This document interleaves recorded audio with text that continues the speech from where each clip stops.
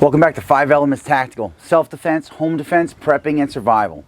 Today we're doing a little bit of tool maintenance, and it was going to be just about oiling the handle and oiling the metal and kind of setting it up for, I know I'm not going to be using it as much as, winter comes in, around, but I had a little bit of an accident, and I was using this, doing some one-handed chopping and splitting of some small logs for another video I was working on, and I didn't realize how close it was, but I nicked the handle of my axe.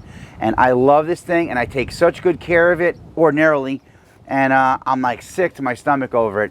So today I'm going to do my best to clean it up as best I can, prep it, pray for the best, prepare for the rest, and that's what we're working on today. Stay with me.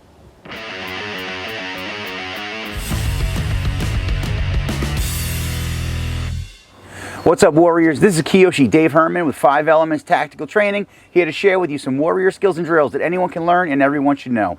If you're new to the channel, welcome and thanks for stopping by. If you already follow us on social media and that's how you find your way over to this channel, go ahead and hit the subscribe button and the bell notification button and the little thing where it says all notifications, so YouTube will let you know when the next video drops, and you get all sorts of cool content from here as well. Alright, so ordinarily, when end of the season comes around, I like to sand down my handles because they get banged up and jacked up throughout the year. Training and camping and hiking and just, practicing. And I usually like clean the metal and oil the handles and all that stuff. And I just, man, I'm like sick over it. Because this is the Council Tools Camp Carver axe or hatchet. It's awesome. It's beautiful. It's got this bearded blade, so you could get up really tight under there and do some almost like carving skills that you would typically use a knife for, but you could use your axe.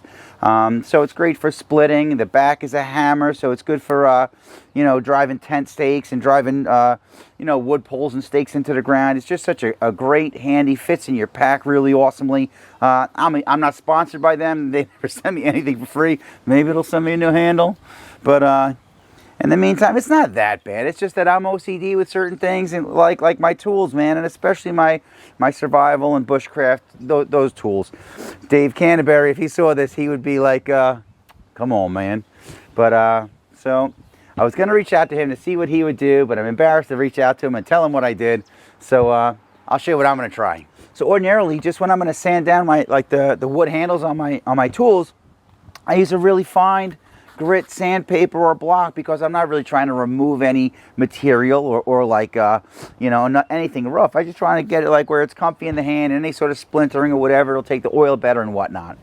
But in this case, I went and I got a 60 grit, which I'm going to start with just for those two specific areas, because I don't know how I did it, man, but I don't think I did it twice, unless, I don't know. I was trying to figure out how, I don't know.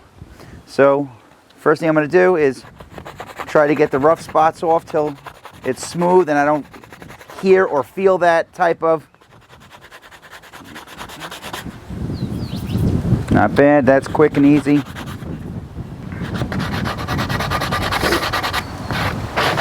.60 grit's great for removing material.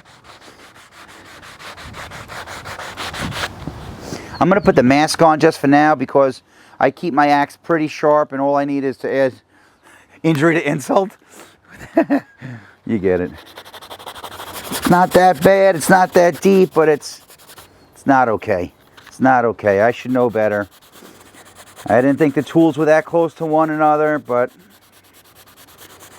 evidently they were.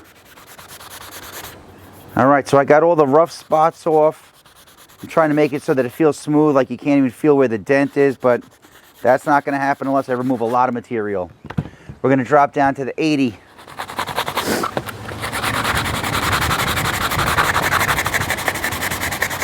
Yeah, it's much better already. It's more the idea that I know that I did it, and I know better than that, and I did a stupid thing, so that's why I'm really upset with myself. We're down to 120.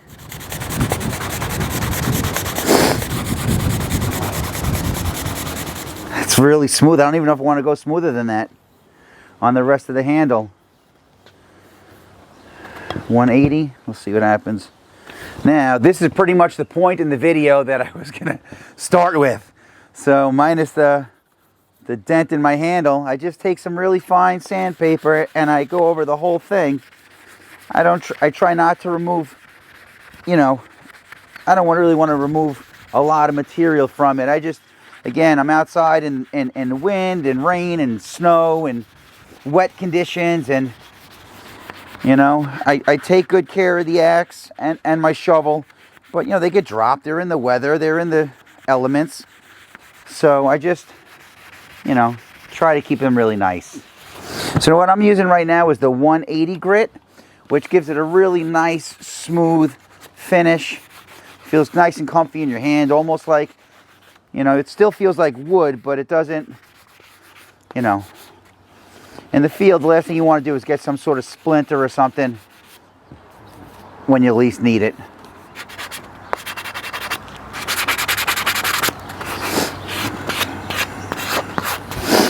All right, that feels good. I'm happy with that.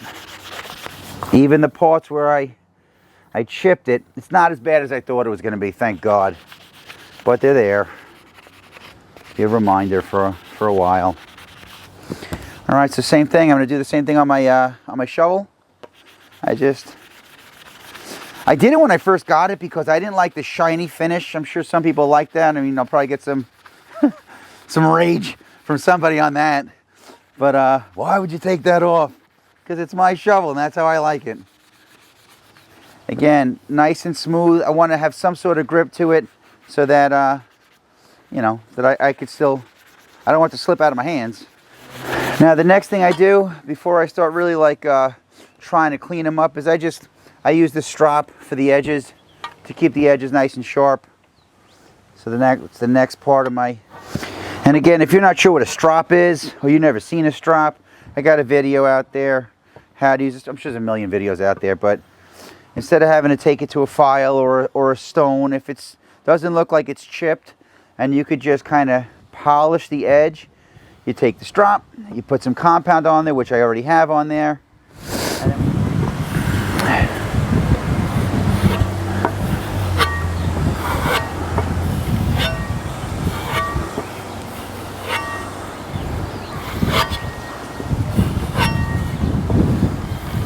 Okay.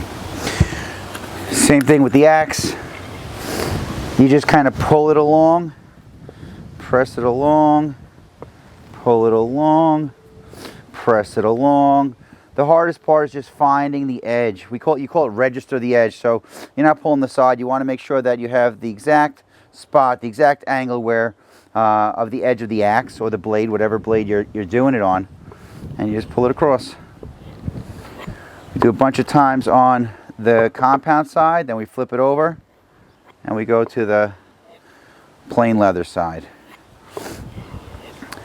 And now, once we have our edge polished,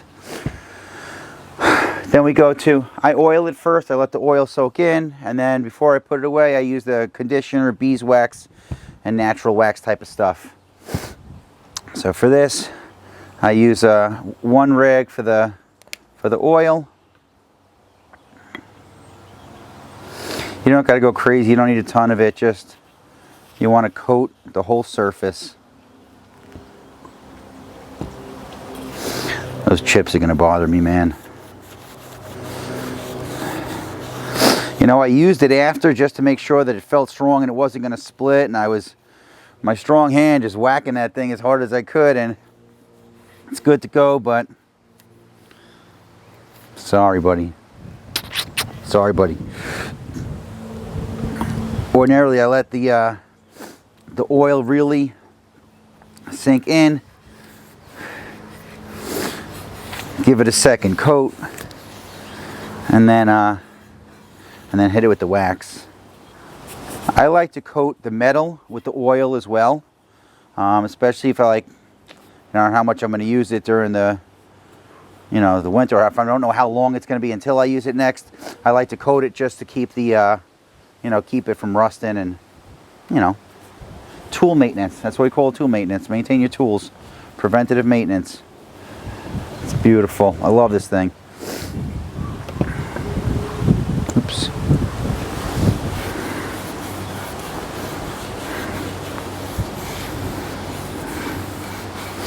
And I prefer the oil to like a lacquered type of finish, you know. And then we seal up this, move that to the side, and we hit it with the wax.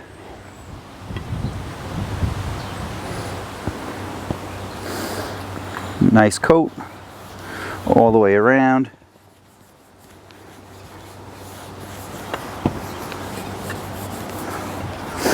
You know, I thought I knew how to use an axe, not just for, you know, chopping, but when you're starting to use this for like finer stuff where you hold your axe and you're using like a mallet as a baton to split wood and all sorts of other camp tasks for practicing bushcraft skills.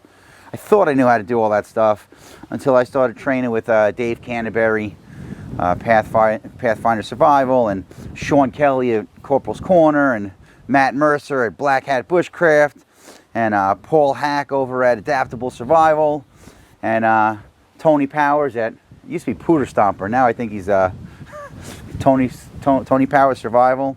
And they're just so masterful, man. They know so much stuff, and they really taught me so much stuff. And you know, in martial arts, I look up to my senseis and, you know, do anything for them. And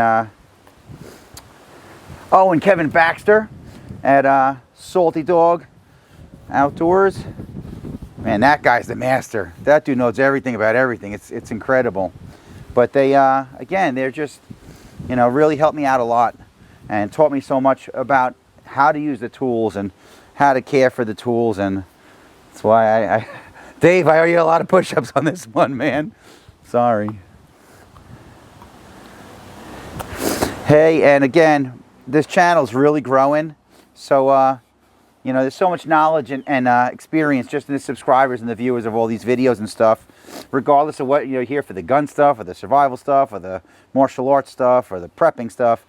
There's just so much knowledge on the channel, so I really value you guys' opinions too. So if you got any tips for me, I'm all ears. But, all right, and that's that. I'll wait for it to dry and I'll coat it again and pray to Jesus that maybe somehow, maybe St. Michael or somebody come down here and Thor, perhaps? Thor?